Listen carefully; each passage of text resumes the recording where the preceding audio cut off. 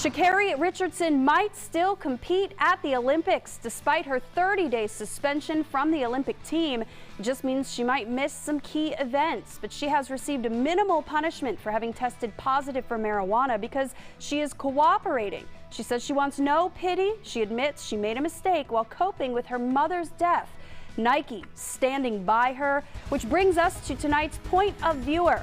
Houston defense attorney Jolanda Jones, who you may know as a former city council member in Houston, HISD trustee, but most importantly in this case, she was a world-class track star at University of Houston.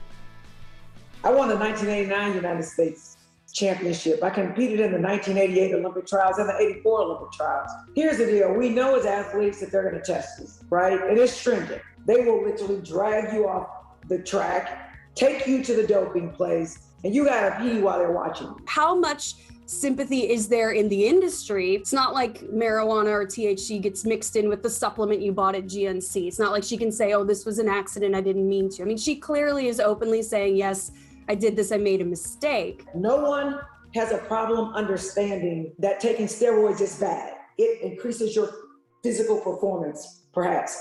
But let me tell you something, if you are stressed and you can't compete well because your mind is messed up and you take something to make you feel better, that's also an enhancement. You know, one of the things that I see not only as an athlete, but as a criminal defense lawyer is people think weed is harmless. This case just sort of teaches people in real life that there are consequences for actions.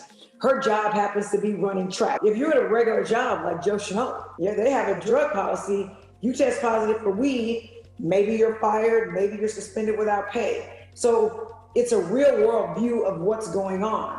But I also think most of my clients are people who did not have good coping skills and they found something to help them cope. I think what she said that affected me the most this morning, and I thought it was very introspective for someone who's 21, is I've got to figure out a way to deal with my stressors better.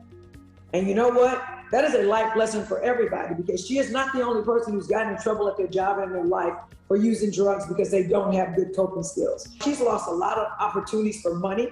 However, if I were mental health business, I would get her on because she's showing you cannot fix your problem if you don't own it. And she's taken the first step in the ownership of her problems, and I wish her nothing but the best. And I believe her when she says we will never see her in this light again.